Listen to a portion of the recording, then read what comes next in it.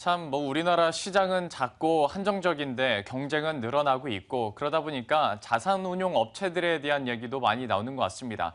좀 밖으로 눈을 돌려야 되는 거 아니냐, 경쟁력을 실제로 갖추고 있느냐라는 의문들도 많이 나오고 있는데요. 현재 좀 상황이 어떻게 돌아가고 있는지 그리고 어떤 변수들이 전반적으로 남아 있는지 함께 취재 기자와 이야기 나눠보도록 하겠습니다. 현재 스튜디오에 박재은 기자 나와 있습니다. 어서 오십시오.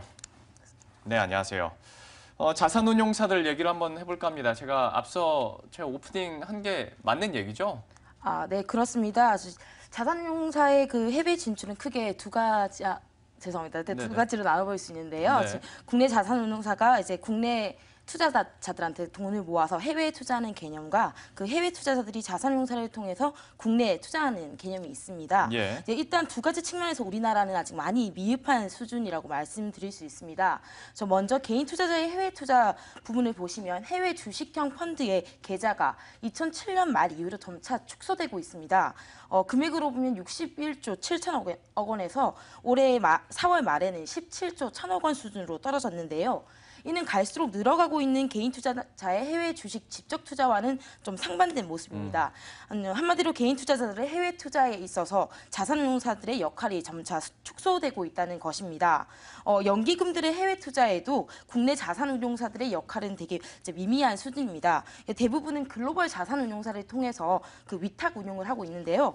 대표적인 연기금인 국민연금의 경우에는 두 개사를 통해서 겨우 이제 5천만 달러, 우리 예. 돈으로 560억 원만 지금 위탁하고 있는 상태입니다. 네. 대세를 좀 따르지 못하는 것 같다라는 느낌도 좀 드는 것 같은데 실제로 자산운용사들이 해외 수요를 좀 실제로 끌어들이고 있는지도 그러면 좀 걱정이네요. 네, 2003년 그 미래에셋 자산운용이 첫 이제 해외로 진출을 했는데요. 네. 그 이후로 이제 물리적인 진출이 많이 늘어났습니다. 작년 말 기준으로 이제 12개국의 12개사가 현지 법인 혹은 지점, 사무소 등의 형태로 진출된 상태입니다. 하지만 그 다른 글로벌 자산운용사와 비교했을 때 국내 자산운용사의 해외 고객 비중은 정말 작습니다. 국내 23개사 평균으로 해외 고객 비중은 3%도 안 됩니다. 이제 그나마 선전하고 있는 미래에셋 자산운용을 빼면 거의 이제 1%도 안 되는 수준인데요. 예. 대표적인 패시브 운용회사인 블랙록의 경우에는 38%에 달하고요. 또 플랭클린 자산운용도 역시 27%가 해외 고객입니다. 그리고 국경 간 펀드 판매도 아직은 시작 단계에 불과합니다.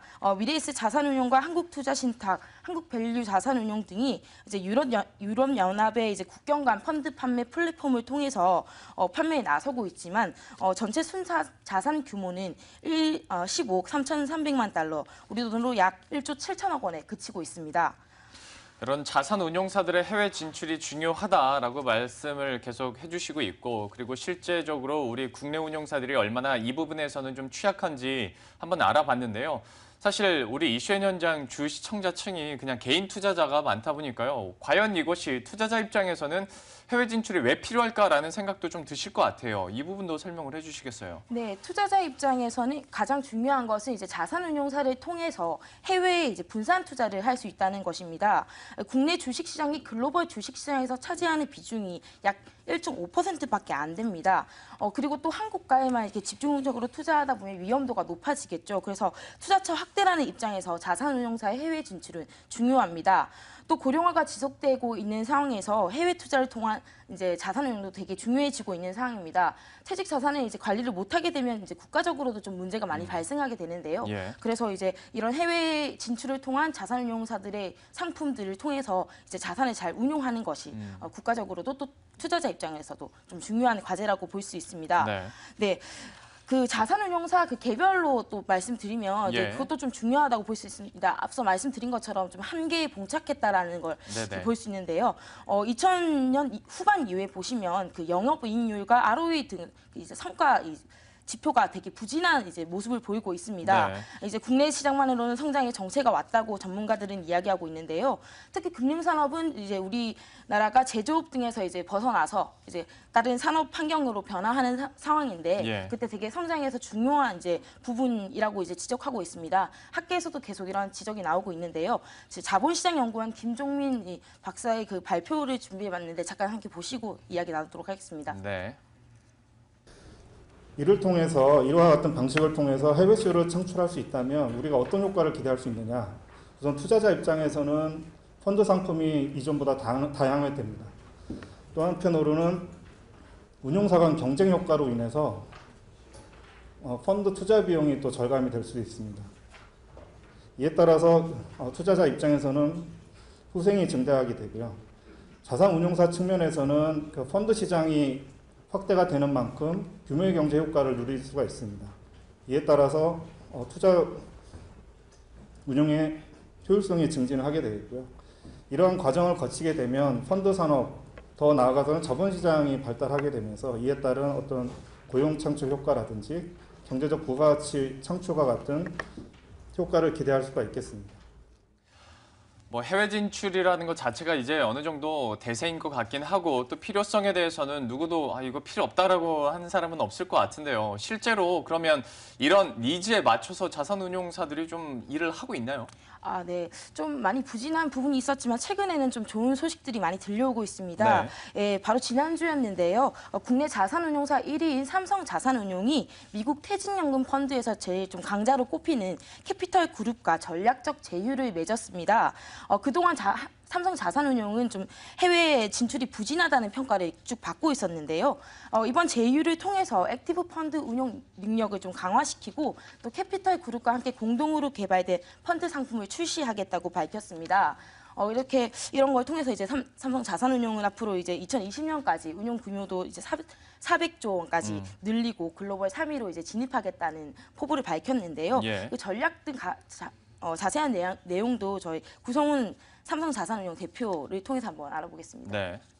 이런 전략적 제휴를 갖게 된 배경을 설명을 드리면 저희 회사가 미래 성장 분야에 대한 경쟁력 확보가 절실하기 때문입니다. 캐피탈그룹은 아시다시피 전 세계에 걸쳐 글로벌 운영 인프라를 바탕으로 자산 배분 상품, 솔루션, 그리고 주식 운용에 뛰어난 역량을 보유하고 있습니다. 당사는 현재 200조 원 스타코어를 2020년까지는 400조 원으로 늘린다는 그런 아시아 탑3라는 비전을 갖고 있습니다. 하지만 이 목표는 글로벌 투자 역량을 갖추지 못하거나 해외 투자가의 니즈를 충족시킬 만한 상품과 서비스를 제공하지 못하면 달성하기 어려운 목표입니다. 네, 뭐 더 하실 말씀 없으신가요? 네네, 뭐 이렇게 밝혔는데 좀 처음 이렇게 나오다 보니까 취재 네네. 여기도 되게 많았고요. 예, 예. 그 자리에 또 그 캐피털 그룹 회장도 같이 나왔었는데요. 네네. 그 좀 자부심을 많이 이제 가지고 있고 또 삼성 자산운용에 대해서 굉장히 긍정적인 평가를 하고 있더라고요. 그래서 예. 둘이 뭐 시너지를 내면 충분히 좋은 상품들도 많이 나오고 또 투자자에게 좋은 상품을 많이 소개하겠다라는 내용을 많이 좀 담았습니다. 알겠습니다. 전달했습니다. 삼성자산운용에서도 좀 이렇게 해외 진출을 통해서 좀 적극적으로 일을 하고 있는 모습이고 앞서서도 이제 설명을 듣다 보니까 미래세 자산운용에 대해서도 잠깐 얘기를 하셨었잖아요. 사실 제가 이 부분에 대해서 뭐 잘 알진 못합니다만은 과거서부터 그래도 해외 진출을 나름대로 좀 했었던 운용사로 알고 있고 또 요즘에는 일반 펀드뿐만 아니라 좀 분산 투자 차원인가요? 부동산 쪽에서도 좀 투자를 하고 있다고 들었는데요. 네, 이 말씀하신 대로 그 미래에셋 자산운용은 뭐 주식, 채권뿐만 아니라 이제 부동산으로 이제 투자도 확대하고 있고요. 예. 그것뿐만 아니라 또 여러 가지 이제 상품들을 많이 개발하고 있습니다. 미래에셋 자산운용 측에 이제 취재를 해보니까 뭐 한 가지를 집중하기보다는 다양한 국가 또 다양한 자산들을 발굴해서 결국에는 이제 글로벌 자산 배분을 이제 더 강화하겠다고 말했고요. 그리고 또 ETF와 펀드 같은 부분에서도 두각을 나타내고 있습니다. ETF 펀드에서도 뭐 미래세 자산 운용이랄지 삼성자산 운용에 대해서도 뭐 계속해서 어떤 변화가 있는지는 살펴봤는데요. 운용사들이 노력하는 건 뭐 당연한 일이겠고 그런데 이게 해외 진출과 관련된 일이다 보니까 이것이 어떤 유관기관이나 정부와도 협력을 맺지 않으면 분명히 금방 한계에 부딪힐 거라고 좀 생각이 들거든요. 이쪽 분야에서는 어떤 움직임 따로 없을까요? 아, 네. 일단 그 증권 유관 기관인 이제 한국거래소는 ETF 시장 확대를 위해서 작년부터 과거부터 S&P 다우존스와 함께 협력하고 있습니다.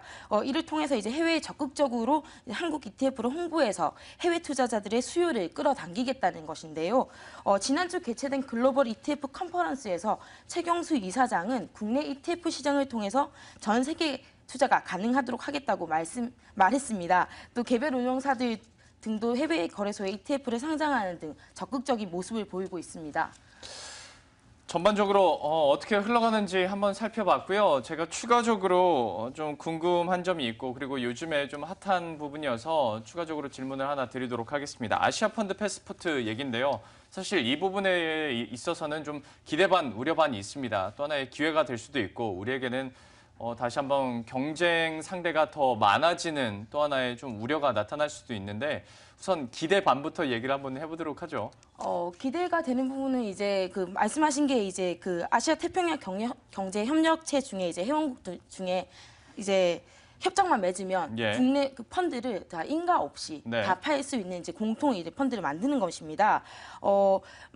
이게 가능하게 되면 일단은 국내 자산운용사가 해외에 그 협력을 맺은 곳들과 펀드 판매에 되게 용이한 부분이 예. 생기는 거죠. 시장이 확대된다고 볼 수 있습니다. 네. 근데 반대로 생각했을 때 좀 우려할 수 있는 거는 해외에서도 이제 상품이 들어오니까 그렇죠. 특히나 이제 호주 같은 경우에는 되게 여기에 좀 강점을 많이 가지고 있습니다. 예. 그렇기 때문에 이제 거기에 맞대응해서 국내 자산운용사들이 이제 영향이 있어야 되는데 그게 좀 걱정이 우려가 되는 부분이라고 이제 얘기를 하고 있습니다.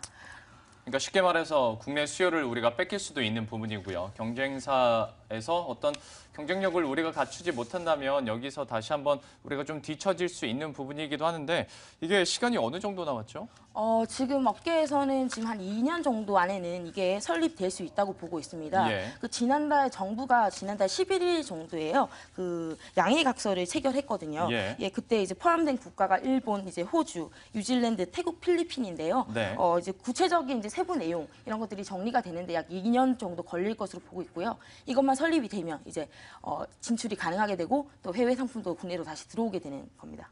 시장 상황을 봤을 때 2년이란 시간이 그렇게 길게 느껴지진 않는 것 같습니다. 역시 이 부분에 대해서도 우리가 좀 철저한 준비가 필요할 것 같네요. 지금까지 박지은 기자와 함께 이야기 나눴습니다. 고맙습니다.